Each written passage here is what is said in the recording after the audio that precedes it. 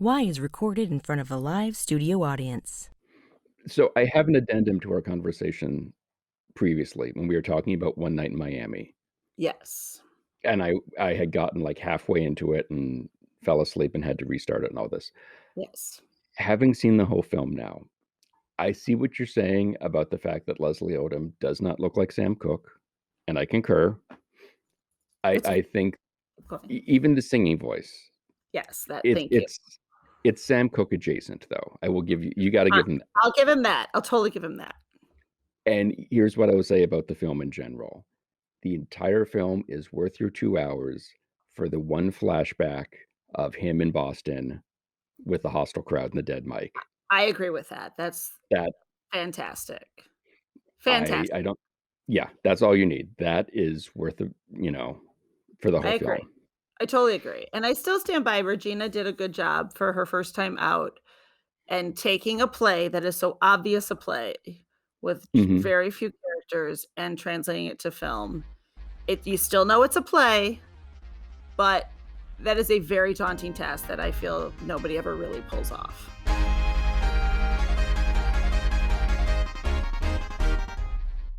This is Why, with your hosts, Heidi Hedquist and Luke Poling. That's very, very true. And I would argue I think too, when we were talking with John Brewer, I was Yes, asking him about those sequences, especially in documentaries, but it's also in narrative films, where like the biofilm, where they have that one moment where everything falls into place and you suddenly hear a piece of music for the first time with this new context to it, and all of a sudden Good Vibrations becomes so yes. much more when you can appreciate the layers of everything that Brian Wilson put into that. I feel like, there's a little bit of that sort of, especially the way it's written, not to go into the deep, recesses of the plot, but the fact that they're kneeling Sam Cooke for most of the film, Right. and then there's this one moment where just it proves everything he ever said about anything. So, Yes. um, And yeah, I I've got, like the like there's concept a of it with just yeah, the them as human beings and friends for lack just kinda and I talking think about it holds up more a second time than it did the first time. Where you really appreciate, again, what she did, the fact that that room doesn't feel so small and so tight, right. and I think the first time you spend it watching going, "Oh, this is a play," and Right. she is doing everything she can to make it visually interesting, and watching it again, I think because you have that acceptance of, well, here was the limitations that she faced, then you can really appreciate what she did do to make this thing bigger. I agree wholeheartedly. See, we still So not out on the same page. that's true, yeah. But I this morning I was, like, thinking of all these things. I'm like, "We should save this talk for, grad school and this and this and this," and, various favorite cover versions, uh, best yes, rearrangements of songs, all of that stuff. I love it. Which, by the way, after we talked the other night, I Mhm. watched The Little Things. Did you end up finishing it? Yes. Yeah. I I want that time back.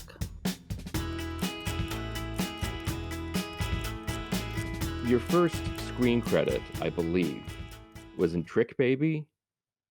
Whoa, Luke, Now, you're going back, buddy. I try. Was that your I'm assuming that wasn't your first acting experience. You were doing No, no, theater no, work? no, no. I was doing a lot of theater. I did when I was 18. I graduated from high school 18. I went over to San Francisco. I'm from Oakland, lived Mhm. in the Bay Area during all of that stuff that was going on. You remember in the 60s, 67, 68, all of that stuff I was there for that.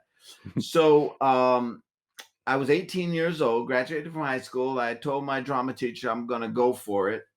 And a friend of mine told me about an audition for Romeo and Juliet. And I went to San Francisco, 18, got the part.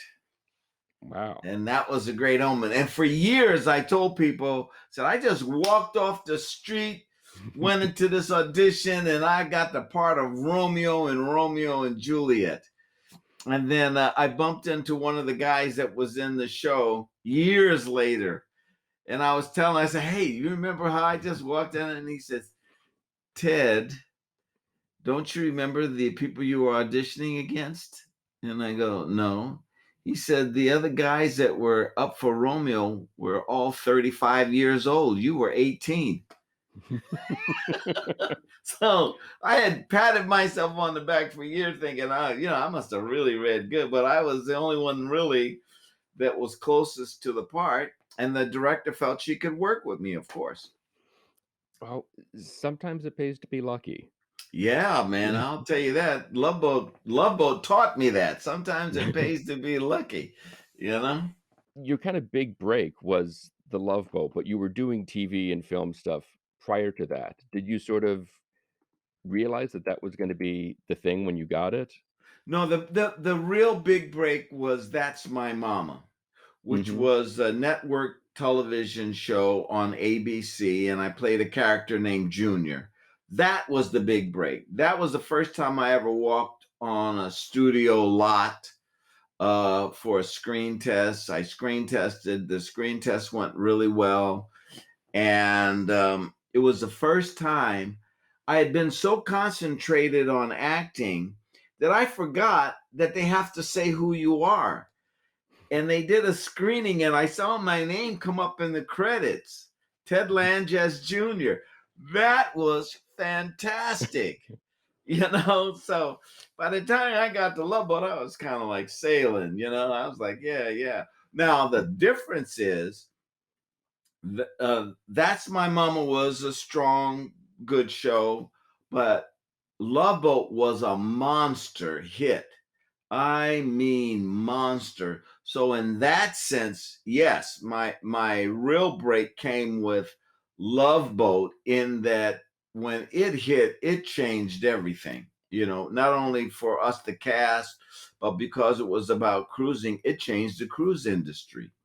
Changed everything. Yeah. Knowing that you weren't expecting to see your name on the screen, I'm assuming when you show up and there are all of a sudden 3 or 4 cameras versus one in some of the other stuff you've been doing, to say nothing of the theater just being, it's got to be a little bit overwhelming when you walk on that stage for the first time. I was such a novice that when we have a camera blocking day, the star of the show was a guy named Clifton Davis. And so I didn't know, I literally didn't know anything. So when we would do a run through for the camera operators, and then they would do a second run through with the cameras to size it and all of that. Well, when I came in on top. I came in pumping like it was a performance. And Clifton looked at me and said, "What are you doing?" I said, "What do you mean?" He says, "Relax, slow down, calm down. This is just a little run through to show people what our movement is. And then the next one, we're going to do camera blocking. And it isn't until the producers come down and watch what we've done at the end of the day. That's when you perform." I said, "Oh, okay. I didn't know,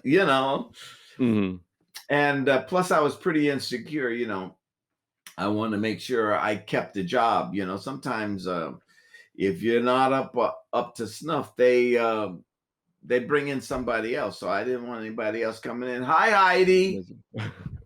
Hello, I'm so sorry. It's very rude of you two to have a party without me. Yeah. I feel like I got invited to the wrong thing. Well, we're sorry about that, apologize. but at least you made it. I did. You can't keep me Fashionably away. late, as always. Yes. Yeah. There you go. So we had started talking theater and Ted's first television series that he did. And then we were just about to get up to Love Boat. And I was sort of saying I need to defer to Heidi since she is the aficionado here between the two of us. Oh, well, now you put a lot of pressure on me. Oh, you can handle it, young lady. Did you tell him that I celebrate his birthday every year too? Oh, January 5? Yeah, well, I don't share your birthday, but I celebrate your birthday. So I had a colleague at an ad agency I worked at, and we both were huge fans of yours. And just would just talk all the time about Love Boat and you and how you were our favorite. Wow. And so I'm not a stalker, I promise, but he cut out a picture of you and put it in my cubicle. And every year on January 5th, we celebrated your birthday. And even though we haven't worked together in 10 years now, every year he texts me on your birthday and Oh, says, is "Happy that birthday right? to Ted Lange." Yes. Oh, I so- love it. I love it. That's fantastic. Well, raise a drink to me next time. Yes, I will. I Yeah. will for sure, Yeah. without a doubt. But Great. yes, I am a huge fan, obviously, and my life goal from when I was 3 to when I was 5 was I wanted to be a Dallas Cowboy cheerleader when I grew up. But the main reason I wanted to be a Dallas Cowboy cheerleader was so that I could go on the Love Boat. Wow. So it all, turned into that. So yes. Now, so, are you from Texas or where are you from? no, I'm from Detroit. You're from Detroit and you wanted to be a Dallas Cowboy cheerleader. I love it. Because they got to go on the Love Boat. Yes, of course. Sure. That makes all the sense in the world. How are you Good. as a mixologist? As a mixologist, let me just say, most actors, when they're starting out, they tend bar. That's almost a standard. And so they already know something about making drinks and all of that. I have to tell you that I never, ever mixed a drink till I got the part. And so I knew absolutely nothing about bartending. And if you watch the show, the first year, every drink that I make is blended. So all I got to do is pour it and put an umbrella in it. And then after that, I went to bartending school and they gave me 2 diplomas, one for Isaac Washington and one for Ted Lange. And I put the Isaac Washington in the Acapulco Lounge, framed it and put it up there. So, have a little authenticity going. So now I just learned that as big a fan as I am, I have been pronouncing your last name incorrectly all these years. So I'm so glad you clarified that for us. Oh, yes. Phalanges, fingers in the bone. And you just take the first 2 letters off. It's Langes. Take the S off, you got Lange.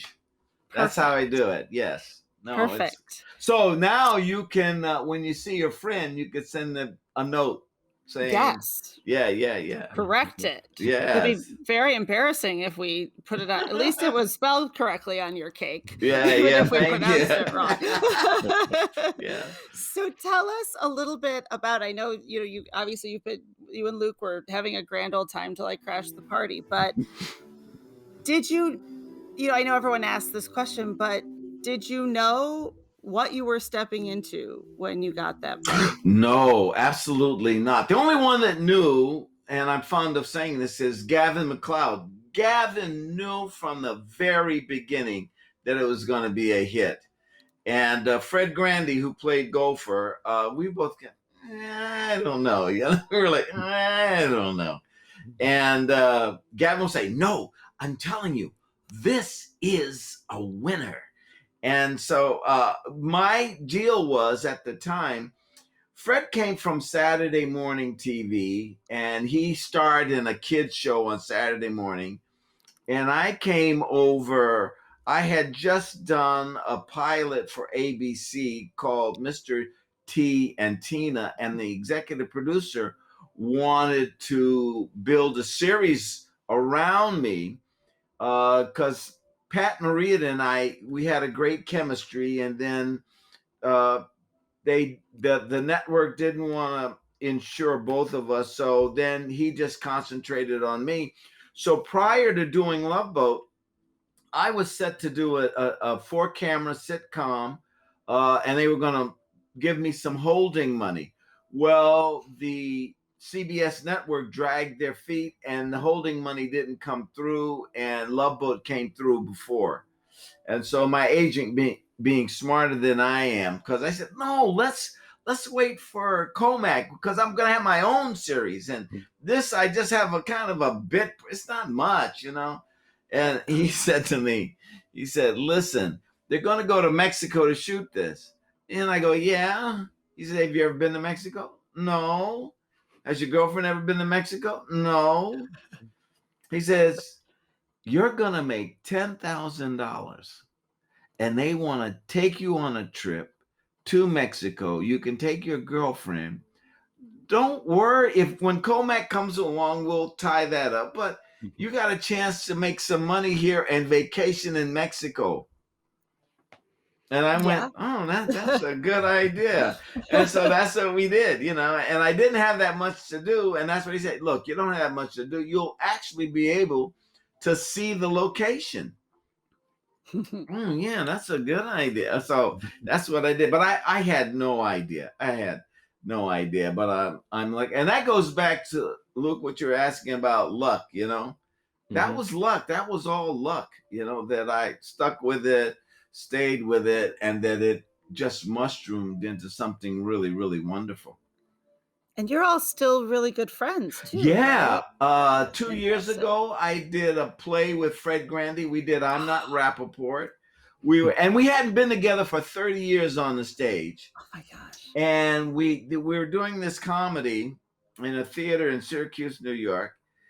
And we were kind of like, do we still have that chemistry, Except that I think Fred is a very funny guy. He likes my sense of humor. And man, that thing came back just like that. It was wonderful. And then Jill wrote a TV pilot called Take It From the Top. And she let me direct it. She wanted me to direct it. So, I did that for Jill. I did Taming of the Shrew years ago with Lauren Tweez. We did that in Reno. She played Kate and I played Petruchio. So fun. And, oh, man. And Bernie, I've written some plays, and Bernie was in one of my plays called George Washington's Boy. So we were all, we call each other, we check on each other, or they'll call and say, look, I'm going to be on Be Positive for Chuck Lorre. Will you watch? Oh, yeah, sure. Stuff like that. So, yeah, I have done shows where I've met actors and I never, ever want to see them again in life. And then I did Love Boat where I love these guys and I want to see them all the time. That's unreal. Luke and I can't wait to get rid of each other after every week. That's funny. Yeah. So through your time there, obviously they originally tell you you're not going to have much to do, but right. You turned into, I know I'm a huge fan, but I would wager the most iconic character of all, although they're all iconic and I love them all. Thank you. I mean, how did that evolve? Was that something that they just kept increasing your script, or were you putting yourself out there more? No, they did. As a matter of fact, the producer was a guy who wasn't crazy about me or my character. And so if you see the first year of the show, Isaac isn't in the opening greeting passengers, and he isn't at the end saying goodbye to passengers. I'm just in the middle. And so I go to this guy and I say, hey, I'm not in, everybody's in the opening but me.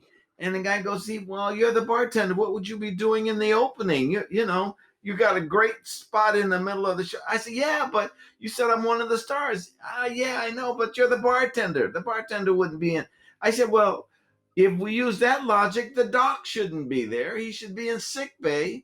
And the captain shouldn't be there. He should be on the bridge steering the boat out. So we went round and round, and eventually Aaron Spelling got involved, and he kind of leaned on the guy and said, hey, give him an opening. Let him be in the opening and let him, because they would actually do stuff where I would help somebody with a romantic problem, and then Doc would go, hey, I talked to Isaac. He told me about your problem, and he told me to tell you he's glad that everything worked out, So yes, so it was funny, but eventually it was, what it was, Heidi. It's just coming back at them, and then eventually Aaron Spelling, who was the boss, everybody's boss, heard about it, and he's the one that kind of said, no. We want a happy cast. Give this guy, and I don't see the problem. He says, I don't see the problem. I agree with the kid. Give the kid a shot. And that's what they did. That's awesome. Yeah. And you- Bernie Coppell and Fred Grandy, I was so underused that they wrote a story for me with Scatman Carruthers and Vernee Watson. That's Fred and Bernie. They were looking out for me. That's awesome. Isn't that great? Those Yeah. are great guys. Those That's are why great guys. you guys are still friends. And I Yeah. loved like the lady hunting with you and Bernie was always some of my favorite. Yeah. Although that's funny. I mean, I don't know. Doc is the ladies' man, though. I love Doc, but Yeah. I don't know. Yeah. Isaac was more my kind of ladies' man. Well, but thank you two very together were fantastic. Yeah, we had fun. And that's that. And Bernie, I said, Bernie, you're getting the girl again. And he said, good writing. She said, Ted, that's what I call good writing. Okay. That's awesome. Yeah, I love yeah, it. yeah. And you had obviously so many incredible guest stars. But one of the few things that bothered me was every now and again there'd be a guest star who would return as somebody completely different. Yes, Heidi. Yes. It drove me crazy. Like Robert Reed. I couldn't keep him straight. I'm like, wait, who are you this time? Yeah. Yeah. And I directed one with Florence Henderson and Robert Reed, and they never met. No, because they were in different watched that one. stories. Yes. So I said, I went to the writers and said, I'm gonna do a thing where they at least look at each other. So I did a thing when they were on the deck and they were getting food, and and they're standing next to her. She looks at him and he looks at her, and they go, and then they go on. So that's the in joke that everybody gets, you know. Yes. So and So you got to film the moment when they knew it was much more than a hunch? Yes, exactly. That's amazing. Yes. Hang in there. Yeah. I was wondering, you said how Aaron Spelling said we want to keep the cast happy. Yeah. And again, up to that point, you've done enough work and you've worked with people who, like you said, I'm good with never seeing you again. Thank you very much. Yeah. How long into the shooting of the pilot and the first, I think it was a TV film, correct? Yeah. How long into that process did all of you kind of look at each other and go, oh, this is something different? Never mind the story, never mind the show working, but just as a group of people together. By the end of the first year, I mean, it was huge. So we were always, if we weren't number one, we were number two. The lowest we would go is number 5. The whole first year. Mm-hmm. And so you go, whoa. And then when you are in the public eye and where you used to go shopping and they sorted, some might know you, some might, you walk into a supermarket, everybody knew you. That was the other side of it, is that your facial recognition shot up through the roof, you know?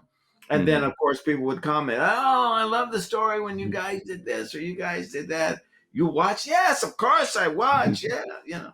So those two things was the ratings, seeing what the ratings were, and then being recognized. It's so you got recognized there, and it was all over the world. I mean, we could go anywhere in the world and be recognized. That's crazy, man. Have you ever paid for a drink since the show started? Not only have I not paid for a drink, the bartenders always come and say, look, this is my special drink, and I want you to taste it. And listen, if you like it, you can use it on the show, but you gotta use the name, John Jackson's drink. You know. So I'd go, and my thing was, you know, John, I'm not quite sure about this drink. Let me have another one. Right. Smart, you know, very sure. Smart. Yeah. Were there ever any used on the show? No. You No couldn't shout do that. outs. Yeah, no shout outs. And of course, there was no real alcohol used on the show, because a couple of times we had a couple of celebrity guest stars that came on that should be nowhere near alcohol. David Wayne, who was a Broadway actor, he did Ensign Pove, Mr. Roberts, which became Ensign Pove, and what was the other guy's name from F Troop? Who was the lead actor on F Troop? Larry Storch? Oh. No, Forrest Tucker. Forrest Tucker from F Troop. Now, David Wayne came back from lunch. He couldn't work the rest of the day because he was out of it, totally out of it. And so they made sure after that they kept an eye on him during lunch. Forrest Tucker would have a styrofoam cup, and he'd have that much whiskey in a styrofoam cup. And he'd hold court with us because we all loved Forrest Tucker, and he had great Hollywood stories. So we stand around and he'd talk, he'd sip, and he'd tell us these stories. And then they say, okay, we're ready for you. Let's go shoot it. He would drain the cup, hand it to his daughter. Then we'd go shoot the scene. And then we'd finish the scene. He'd come out, he'd put his hand on his daughter, would give him the cup, and there was that same amount of whiskey in the cup. And he'd tell us another great story about him and Ricardo Montalban and the movie they did together, stuff like that. So it was interesting to see. Some actors could hold their liquor, like Forrest, and then other actors like David Wayne could not. They shouldn't go near a drink ever. So it's fascinating. And you learn, and then you know what? We also learned the protocol, because Fred Grandy and I kind of got full of ourselves about the middle of the second year, because we were big hits. So Gavin and Bernie sat us down because they'd been around the longest, and they said, listen, when a guest comes on the star, onto our show as a star, you go up to them, you shake their hand, and you say, thank you for doing our show. And so that became the deal. Fred and I, because we didn't know, we were novices. We didn't know that. Is that how this? Yes, that's what we do. We welcome whoever it is onto the show and make them feel as comfortable as possible, because it's our home. You're inviting someone into your home. And so a couple of times we had guest stars that you could tell when they came from a show where there was a lot of fighting, because they were always like, because they were used to fighting. We go, no. Yeah, welcome aboard. We're happy you chose to do our show. And we totally set them at ease by. So the second or the third day, they were like, oh my God, this is wonderful. I enjoy acting again because I don't have to put up with somebody that's kind of trying to rub me the wrong way, So yeah, so we did that, and it was good. It was really good. But that's the beauty of having like an old timer in your midst, like Bernie and Gavin, and then being young kids like me and Fred, learning the protocol.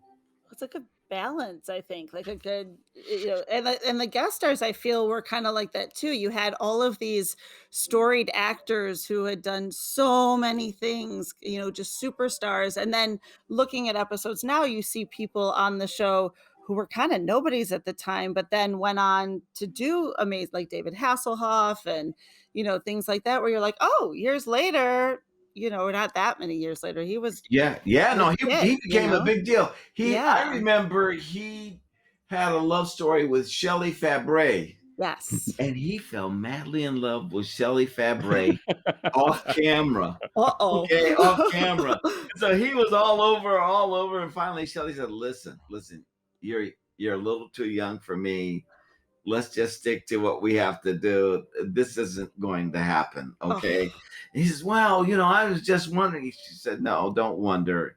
We're just being actors here. But he fell madly in love with her. But we had like Lonnie Anderson's first gig, Tom Hanks's first gig, Yes. Martin Short, Billy Crystal. They all came through there on their way up.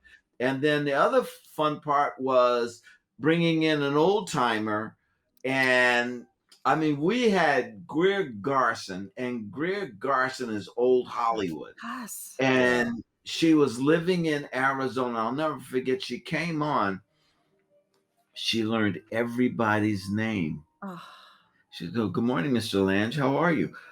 Miss Garson, I'm fine. How are you? So then she'd go to the camera, the director, Mr. Wells. How are you today? Which scene are we going to start about? That's old school Hollywood.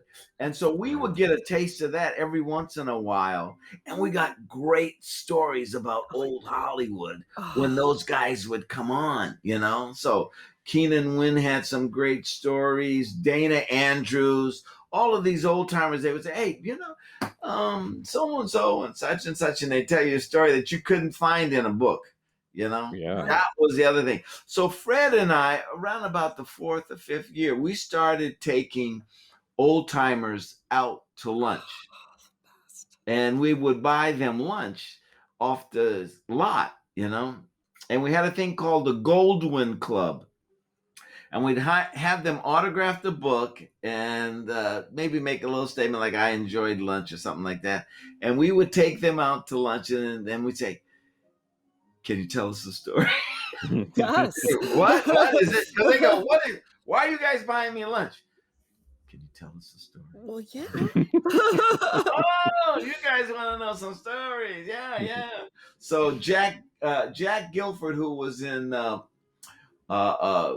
Forum with Zero Mostel, he says, you know, he said, Ted, you'll like this story. When I was working with Zero, so, this black lady came with her daughter and said, Mr. Guilford, I want you to meet my daughter. Can you tell us if she has talent because she wants to go in the show business? He says, well, what's your name? She says, Helena.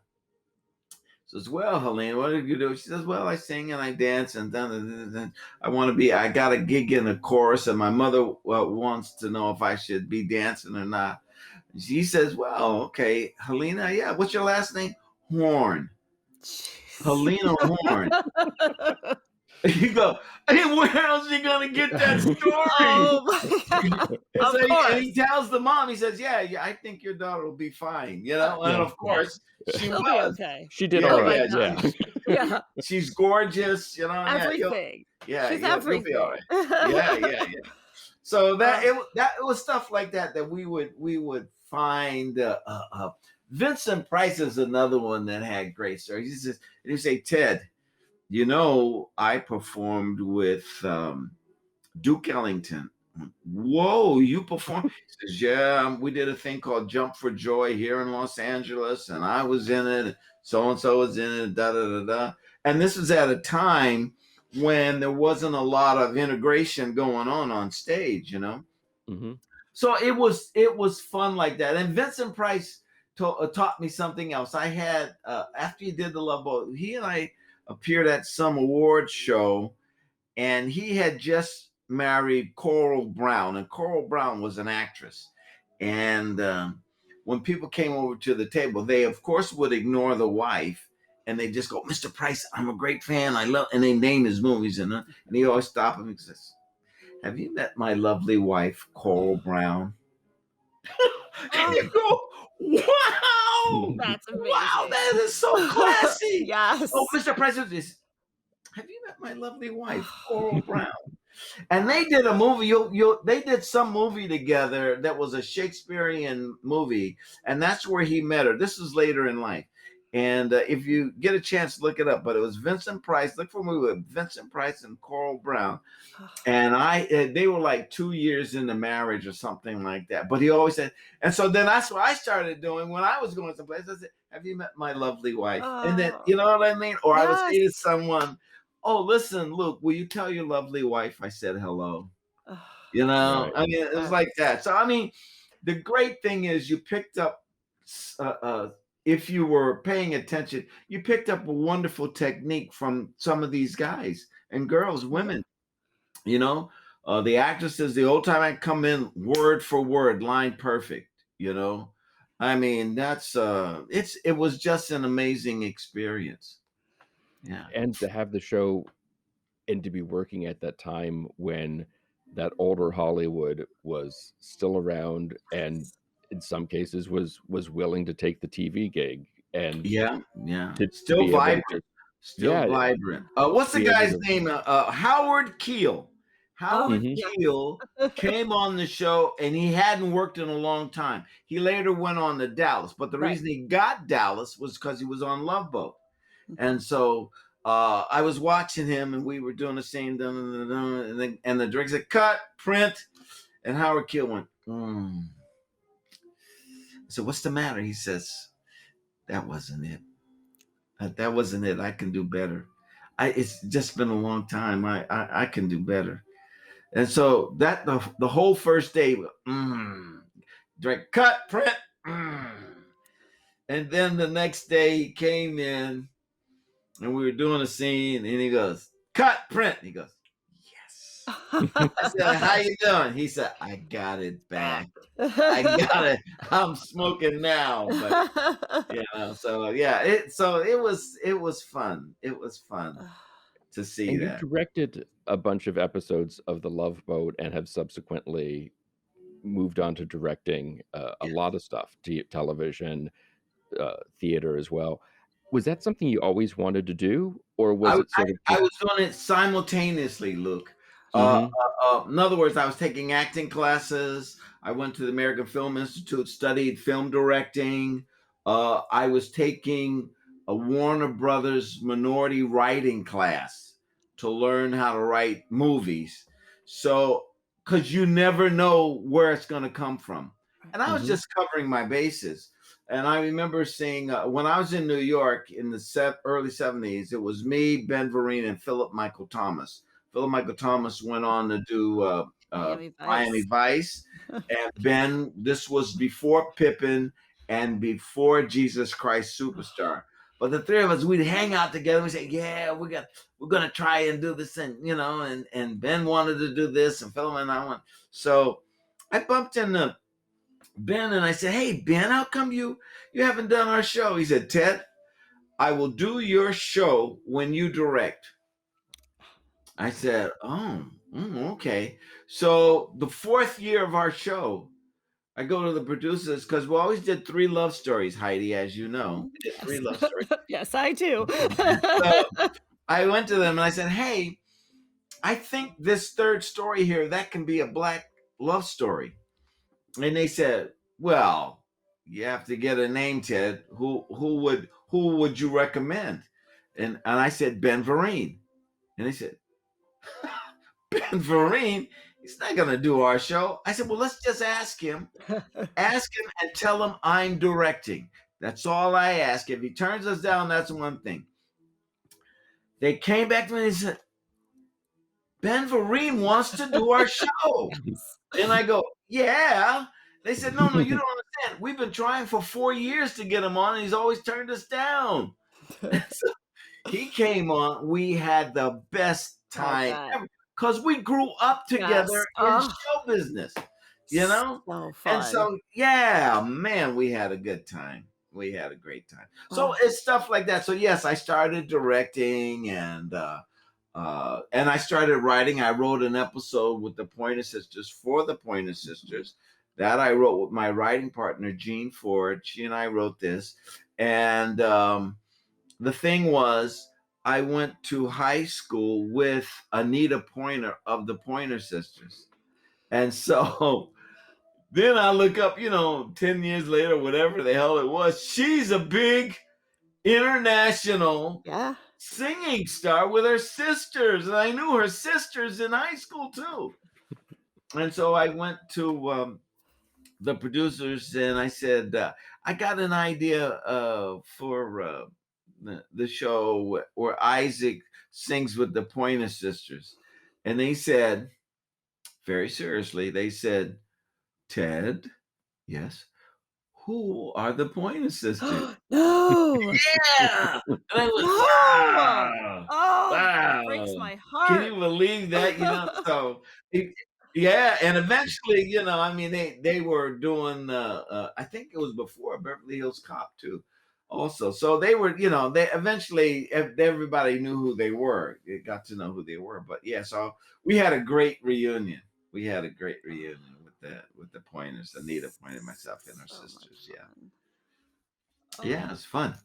So then, there's so many things happening. And then obviously, as Luke mentioned, you've gone on to do still just incredible things.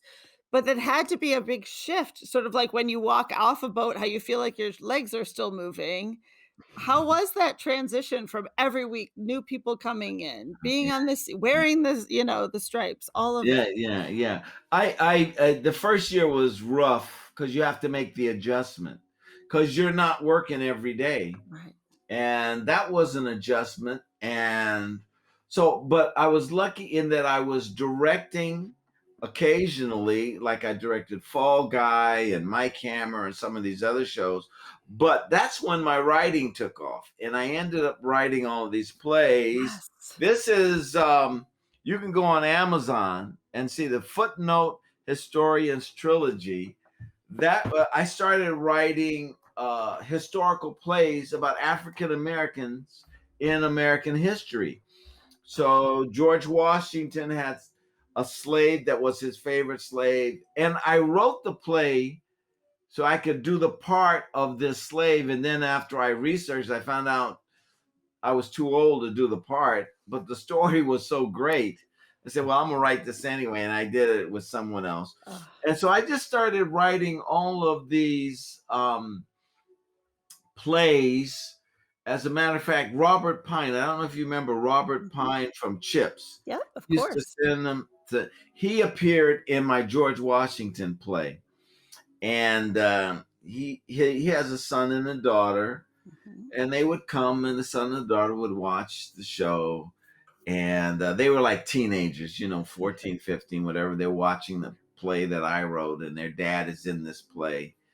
And the son went on to college and he didn't want to be in a fraternity, so he took drama instead because he wanted to meet girls.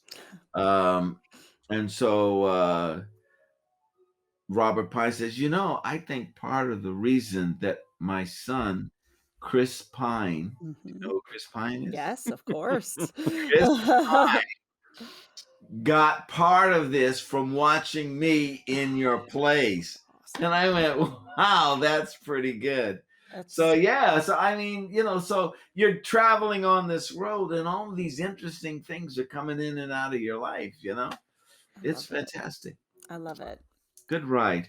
Oh, Yeah, I know we need to wrap up. I want to be cognizant of your your time, time. but in the past, 40 minutes we've been talking, there is an energy and a vibrance and a just overall joy in life that you give off. Sure. What's the secret? I'm doing what I want to be doing. Every morning that I wake up, I either work on a play or like I've got this show that I got airing on americanstage.com. It's called Satchmo at the Waldorf. And it started a couple of days ago, and it's going to be streaming till March 7th. I directed it, and a guy named L. Peter Callender is playing Satchmo. Well, I mean, this guy, he did one of my plays, and then he saw me directing his actors, and he said, I gotta find a director for this. So he says, Ted, listen, I'm doing this thing on Satchmo. Would you direct me? Yeah, you know what I mean? So he was in Florida, I was in Los Angeles. We did it through Zoom. And Zoom has now, we're technologically so advanced that I can see what the camera sees on my Zoom feed.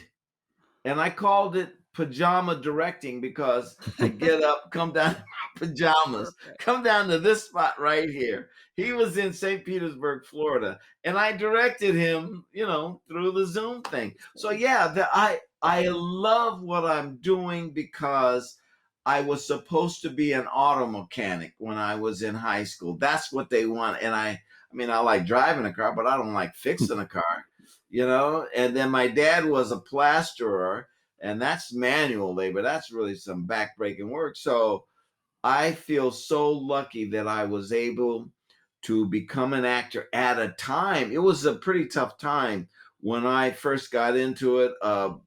This was just prior to Black exploitation. So there weren't that many jobs going around. So that when the jobs did hit, I was lucky that I was sort of there at the right time. Mhm. And I had stuff that I think the most important thing is if you can make a living at what you love, then you're not really working, are you?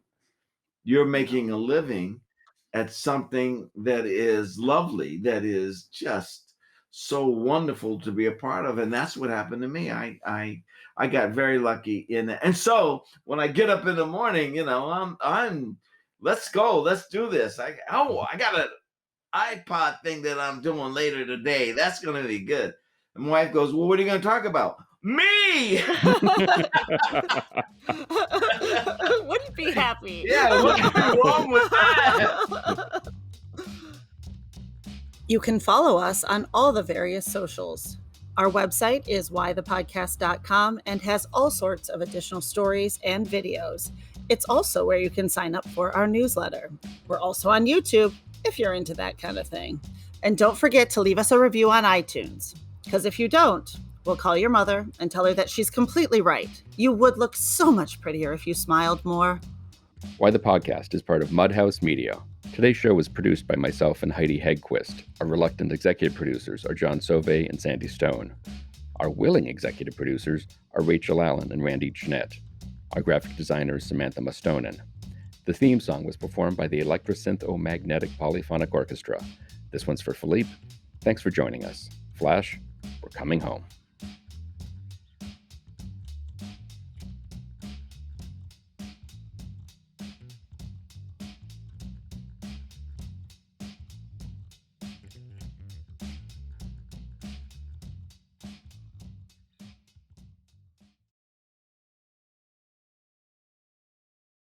Nigel, is that you? Are you here, Nigel?